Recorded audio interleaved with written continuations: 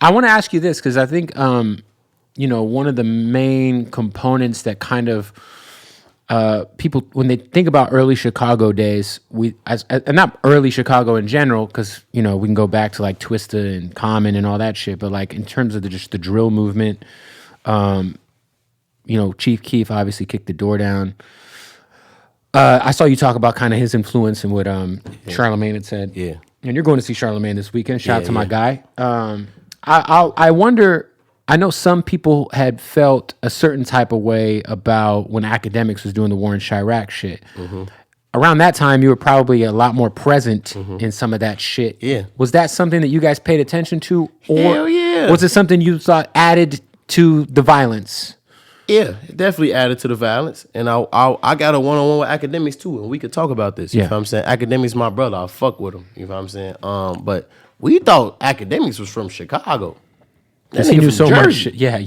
He not even from Chicago, bro. Right. And he's speaking on this shit in a way where it's like, Jersey got a hood, Jersey got the trenches, Jersey got rappers, all this. You're not speaking on this shit because you from there. These people really know you. Right. I feel like, in my opinion, you're not going to speak so much on what's going on in Jersey, even though Chicago had the bigger spotlight on them and there was something to talk about.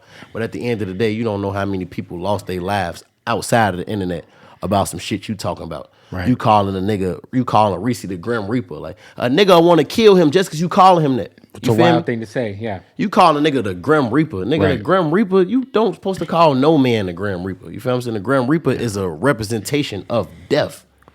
And you calling this man that, they got a family, they got kids, they got a mother, they got a sister. But he was young. I give him that. I give him credit. He was just on the outside looking in, and it was something to talk about. And it built his platform to this day. I'm not gonna knock him for that. Right. But at the end of the day, a lot of that shit made a big difference in what's going on now. I promise you, we didn't know who Akademiks was. We thought Akademiks was from Chicago because he knew so much. But that's somebody that was just in tune with what we doing because we broadcasted it. So we got to hold ourselves accountable. Right. Talking about it in the music. Exactly. We broadcasted this shit. So I'm going to be a man and say, yeah, we started it for sure. Right. We initiated it, but at the end of the day, we was just kids. And this was our reality. Right. We didn't never look at this shit like, oh, we put these guns on the internet, we going to get famous. It was just cameras. We was just cameras around, videos. Niggas started rapping. We just embracing our life.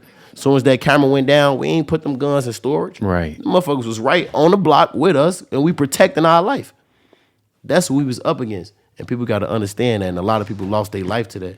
And that's a lot of reasons why people react and behave the way they do. You know what I'm saying? Yeah, I think I understand like the, because I know Vic, shout out to Vic Mensa, like he was not, I mean, I know a lot of people who have, negative connotations towards Akademiks, rightfully so. A lot of people do. But I think at that time, I don't know if he understood the gravity of what he was doing. I would give him the benefit to say he didn't understand what he was doing. And at that time, I'm not sure he ever knew he'd be on camera. Yeah. Like we know Akademiks as like a personality in hip hop, as to where like then he was just the voice that was just kind of narrating on camera about. Yeah, nobody knew how he looked when he was doing that. He didn't show his face. Right. And I think that's one of the reasons why he didn't. He didn't want nobody to know how he looked. Right. He didn't want nobody to know who he was because the shit he was doing, bro. Yeah. I ain't gonna lie. And I'm gonna talk to him when we say that for real. Yeah. Like, you gotta really hold yourself accountable for what you've done. In the Because same you're way, responsible for a lot of this shit the same way that we are as artists. I think that's what important is I think anybody who's a grown ass man, look, man, if you were 19, 20 making YouTube videos, you should at least own whatever you own it.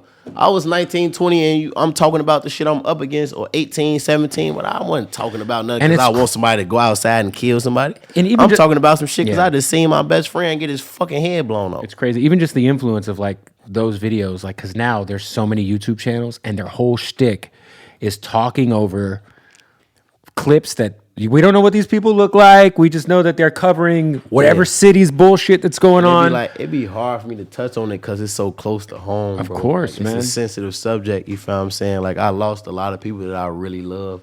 It's crazy. And it's not. I mean, like you said, it's behind the streets, bro. Right. You feel me?